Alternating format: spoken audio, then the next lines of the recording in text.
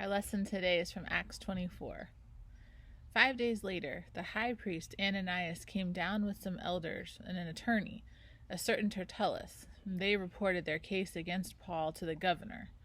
While Paul had been summoned, Tertullus began to accuse him, saying, "Your Excellency, because of you we have long enjoyed peace, and reforms have been made for this people because of your foresight. We welcome this in every way and everywhere with utmost gratitude.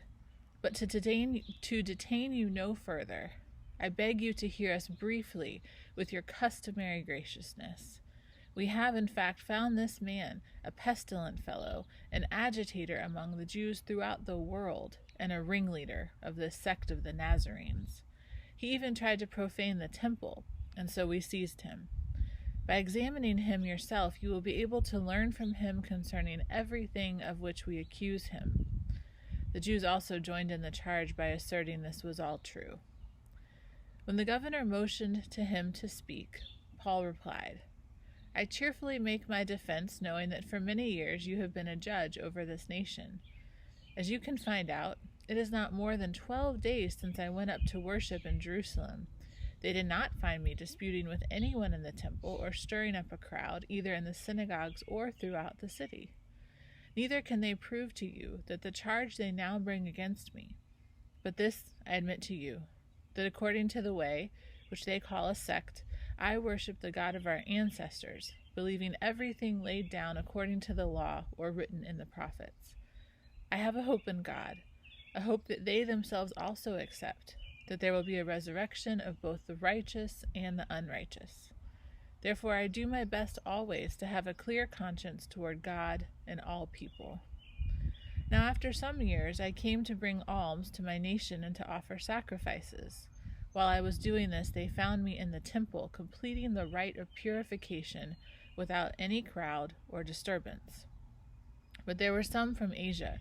They ought to be here before you to make the accusation if they have it against me.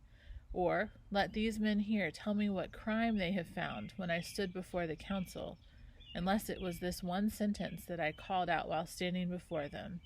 It is about the resurrection of the dead that I am on trial before you today." But Felix, who was rather well informed about the way, adjourned the hearing with the comment, "When Lysias the tribune comes down, I will decide your case." Then he ordered the centurion to keep him in custody, but to let him have some liberty, and not to prevent any of his friends from taking care of his needs. Some days later, when Felix came with his wife Drusilla, who was Jewish, he sent for Paul and heard him speak concerning faith in Christ Jesus. And as he discussed justice, self-control, and the coming judgment, Felix became frightened and said, "Go away for the present. When I have an opportunity, I will send for you." At the same time, he hoped that money would be given to him by Paul, and for that reason he used to send for him very often and converse with him. After 2 years had passed, Felix was succeeded by Porcius Festus, and since he wanted to grant the Jews a favor, Felix left Paul in prison.